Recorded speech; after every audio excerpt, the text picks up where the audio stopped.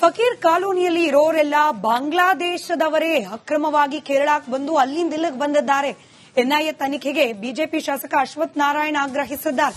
ಅಕ್ರಮವಾಗಿ ಶೆಡ್ ನಿರ್ಮಾಣದ ಹಿಂದಿನ ರೂವಾರಿ ಯಾರು, ವಸೀಂ ಯಾರು, ಆತನ ಹಿನ್ನೆಲೆ ಏನು ಅಂತ ಕೂಡ ತನಿಖೆ ಆಗಲಿ ಅಂತ ಬೆಂಗಳೂರಿನಲ್ಲಿ ಶಾಸಕ ಅಶ್ವಥ್ ನಾರಾಯಣ್ ಆಗ್ರಹಿಸಿದ್ದಾರೆ.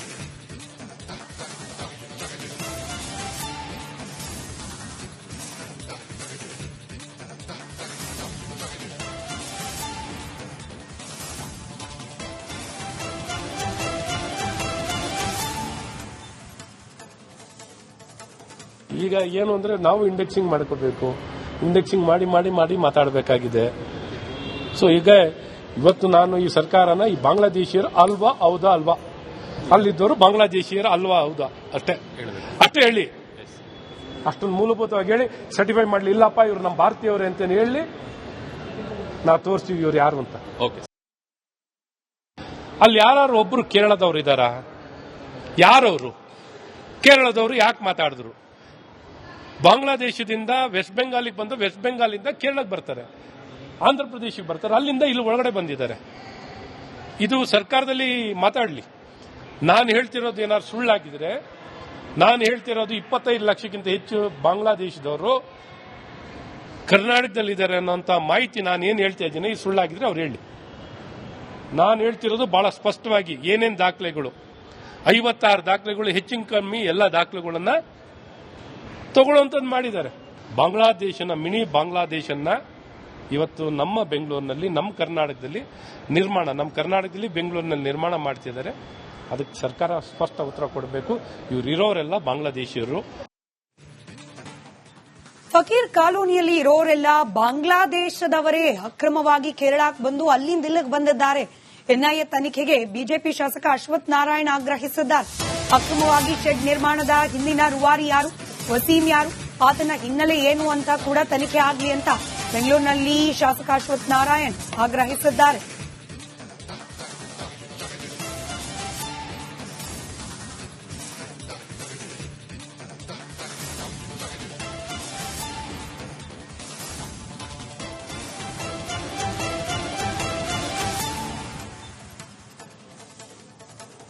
ಈಗ ಏನು ಅಂದ್ರೆ ನಾವು ಇಂಡೆಕ್ಸಿಂಗ್ ಮಾಡ್ಕೋಬೇಕು. ಇಂಡೆಕ್ಸಿಂಗ್ ಮಾಡಿ ಮಾಡಿ ಮಾಡಿ ಮಾತಾಡಬೇಕಾಗಿದೆ. ಸೊ ಈಗ ಇವತ್ತು ನಾನು ಈ ಸರ್ಕಾರನ ಈ ಬಾಂಗ್ಲಾದೇಶಿಯರು ಅಲ್ವಾ ಹೌದಾ ಅಲ್ವಾ, ಅಲ್ಲಿದ್ದವರು ಬಾಂಗ್ಲಾದೇಶಿಯರು ಅಲ್ವಾ ಹೌದಾ ಅಷ್ಟೇ ಹೇಳಿ. ಅಷ್ಟೊಂದು ಮೂಲಭೂತವಾಗಿ ಹೇಳಿ ಸರ್ಟಿಫೈ ಮಾಡಲಿ. ಇಲ್ಲಪ್ಪ ಇವ್ರು ನಮ್ಮ ಭಾರತೀಯವ್ರೆ ಅಂತ ಹೇಳಿ ನಾವು ತೋರಿಸ್ತೀವಿ ಇವ್ರು ಯಾರು ಅಂತ. ಅಲ್ಲಿ ಯಾರು ಒಬ್ರು ಕೇರಳದವ್ರು ಇದ್ದಾರಾ? ಯಾರವರು ಕೇರಳದವರು ಯಾಕೆ ಮಾತಾಡಿದ್ರು? ಬಾಂಗ್ಲಾದೇಶದಿಂದ ವೆಸ್ಟ್ ಬೆಂಗಾಲಿಗೆ ಬಂದು ವೆಸ್ಟ್ ಬೆಂಗಾಲಿಂದ ಕೇರಳಕ್ಕೆ ಬರ್ತಾರೆ, ಆಂಧ್ರ ಪ್ರದೇಶಕ್ಕೆ ಬರ್ತಾರೆ, ಅಲ್ಲಿಂದ ಇಲ್ಲಿ ಒಳಗಡೆ ಬಂದಿದ್ದಾರೆ. ಇದು ಸರ್ಕಾರದಲ್ಲಿ ಮಾತಾಡಲಿ. ನಾನು ಹೇಳ್ತಿರೋದು ಏನಾದ್ರು ಸುಳ್ಳಾಗಿದ್ರೆ, ನಾನು ಹೇಳ್ತಿರೋದು 25 ಲಕ್ಷಕ್ಕಿಂತ ಹೆಚ್ಚು ಬಾಂಗ್ಲಾದೇಶದವರು ಕರ್ನಾಟಕದಲ್ಲಿದ್ದಾರೆ ಅನ್ನೋಂಥ ಮಾಹಿತಿ ನಾನು ಏನು ಹೇಳ್ತಾ ಇದ್ದೀನಿ ಈ ಸುಳ್ಳಾಗಿದ್ರೆ ಅವ್ರು ಹೇಳಿ. ನಾನು ಹೇಳ್ತಿರೋದು ಬಹಳ ಸ್ಪಷ್ಟವಾಗಿ ಏನೇನು ದಾಖಲೆಗಳು, 56 ದಾಖಲೆಗಳು, ಹೆಚ್ಚಿನ ಕಮ್ಮಿ ಎಲ್ಲ ದಾಖಲೆಗಳನ್ನ ತಗೊಳ್ಳುವಂಥದ್ದು ಮಾಡಿದ್ದಾರೆ.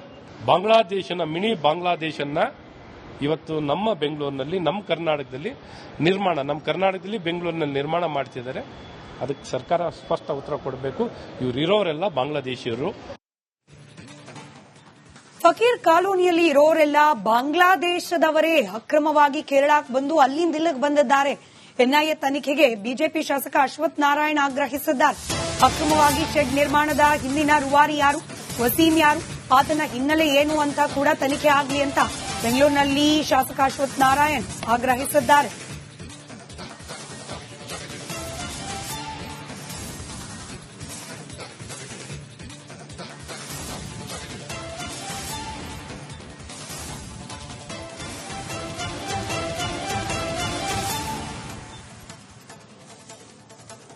ಈಗ ಏನು ಅಂದ್ರೆ ನಾವು ಇಂಡೆಕ್ಸಿಂಗ್ ಮಾಡ್ಕೋಬೇಕು. ಇಂಡೆಕ್ಸಿಂಗ್ ಮಾಡಿ ಮಾಡಿ ಮಾಡಿ ಮಾತಾಡಬೇಕಾಗಿದೆ. ಸೊ ಈಗ ಇವತ್ತು ನಾನು ಈ ಸರ್ಕಾರನ ಈ ಬಾಂಗ್ಲಾದೇಶಿಯರು ಅಲ್ವಾ ಹೌದಾ ಅಲ್ವಾ, ಅಲ್ಲಿದ್ದವರು ಬಾಂಗ್ಲಾದೇಶಿಯರು ಅಲ್ವಾ ಹೌದಾ ಅಷ್ಟೇ ಹೇಳಿ. ಅಷ್ಟೊಂದು ಮೂಲಭೂತವಾಗಿ ಹೇಳಿ ಸರ್ಟಿಫೈ ಮಾಡಲಿ. ಇಲ್ಲಪ್ಪ ಇವ್ರು ನಮ್ಮ ಭಾರತೀಯವ್ರೆ ಅಂತ ಹೇಳಿ ನಾವು ತೋರಿಸ್ತೀವಿ ಇವ್ರು ಯಾರು ಅಂತ. ಅಲ್ಲಿ ಯಾರು ಒಬ್ರು ಕೇರಳದವ್ರು ಇದ್ದಾರಾ? ಯಾರವರು ಕೇರಳದವರು ಯಾಕೆ ಮಾತಾಡಿದ್ರು? ಬಾಂಗ್ಲಾದೇಶದಿಂದ ವೆಸ್ಟ್ ಬೆಂಗಾಲಿಗೆ ಬಂದು ವೆಸ್ಟ್ ಬೆಂಗಾಲಿಂದ ಕೇರಳಕ್ಕೆ ಬರ್ತಾರೆ, ಆಂಧ್ರ ಪ್ರದೇಶಕ್ಕೆ ಬರ್ತಾರೆ, ಅಲ್ಲಿಂದ ಇಲ್ಲಿ ಒಳಗಡೆ ಬಂದಿದ್ದಾರೆ. ಇದು ಸರ್ಕಾರದಲ್ಲಿ ಮಾತಾಡಲಿ. ನಾನು ಹೇಳ್ತಿರೋದು ಏನಾದ್ರು ಸುಳ್ಳಾಗಿದ್ರೆ, ನಾನು ಹೇಳ್ತಿರೋದು 25 ಲಕ್ಷಕ್ಕಿಂತ ಹೆಚ್ಚು ಬಾಂಗ್ಲಾದೇಶದವರು ಕರ್ನಾಟಕದಲ್ಲಿದ್ದಾರೆ ಅನ್ನೋಂಥ ಮಾಹಿತಿ ನಾನು ಏನು ಹೇಳ್ತಾ ಇದ್ದೀನಿ ಈ ಸುಳ್ಳಾಗಿದ್ರೆ ಅವ್ರು ಹೇಳಿ. ನಾನು ಹೇಳ್ತಿರೋದು ಬಹಳ ಸ್ಪಷ್ಟವಾಗಿ ಏನೇನು ದಾಖಲೆಗಳು, 56 ದಾಖಲೆಗಳು, ಹೆಚ್ಚಿನ ಕಮ್ಮಿ ಎಲ್ಲ ದಾಖಲೆಗಳನ್ನ ತಗೊಳ್ಳುವಂಥದ್ದು ಮಾಡಿದ್ದಾರೆ. ಬಾಂಗ್ಲಾದೇಶನ ಮಿನಿ ಬಾಂಗ್ಲಾದೇಶನ್ನ ಇವತ್ತು ನಮ್ಮ ಬೆಂಗಳೂರಿನಲ್ಲಿ, ನಮ್ಮ ಕರ್ನಾಟಕದಲ್ಲಿ ಬೆಂಗಳೂರಿನಲ್ಲಿ ನಿರ್ಮಾಣ ಮಾಡ್ತಿದ್ದಾರೆ. ಅದಕ್ಕೆ ಸರ್ಕಾರ ಸ್ಪಷ್ಟ ಉತ್ತರ ಕೊಡಬೇಕು. ಇವ್ರು ಇರೋರೆಲ್ಲ ಬಾಂಗ್ಲಾದೇಶಿಯರು. ಫಕೀರ್ ಕಾಲೋನಿಯಲ್ಲಿ ಇರೋರೆಲ್ಲ ಬಾಂಗ್ಲಾದೇಶದವರೇ ಅಕ್ರಮವಾಗಿ ಕೇರಳಕ್ಕೆ ಬಂದು ಅಲ್ಲಿಂದ ಇಲ್ಲಿಗೆ ಬಂದಿದ್ದಾರೆ. ಎನ್ಐಎ ತನಿಖೆಗೆ ಬಿಜೆಪಿ ಶಾಸಕ ಅಶ್ವಥ್ ನಾರಾಯಣ್ ಆಗ್ರಹಿಸಿದ್ದಾರೆ. ಅಕ್ರಮವಾಗಿ ಶೆಡ್ ನಿರ್ಮಾಣದ ಹಿಂದಿನ ರೂವಾರಿ ಯಾರು, ವಸೀಂ ಯಾರು, ಆತನ ಹಿನ್ನೆಲೆ ಏನು ಅಂತ ಕೂಡ ತನಿಖೆ ಆಗಲಿ ಅಂತ ಬೆಂಗಳೂರಿನಲ್ಲಿ ಶಾಸಕ ಅಶ್ವಥ್ ನಾರಾಯಣ್ ಆಗ್ರಹಿಸಿದ್ದಾರೆ.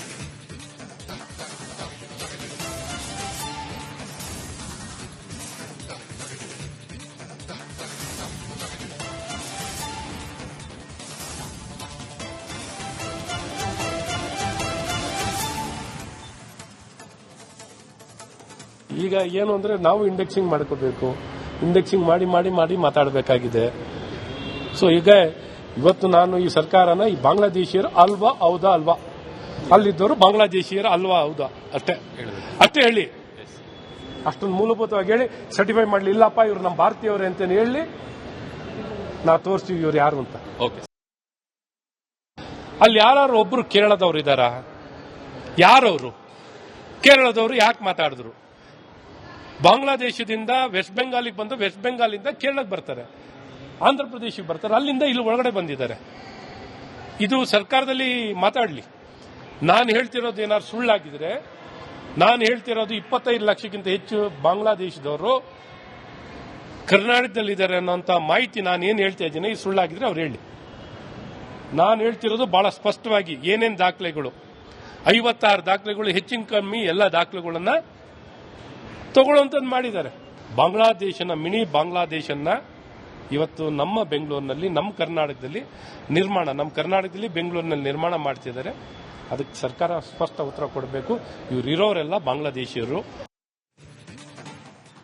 ಫಕೀರ್ ಕಾಲೋನಿಯಲ್ಲಿ ಇರೋರೆಲ್ಲ ಬಾಂಗ್ಲಾದೇಶದವರೇ ಅಕ್ರಮವಾಗಿ ಕೇರಳಕ್ಕೆ ಬಂದು ಅಲ್ಲಿಂದ ಇಲ್ಲಿಗೆ ಬಂದಿದ್ದಾರೆ.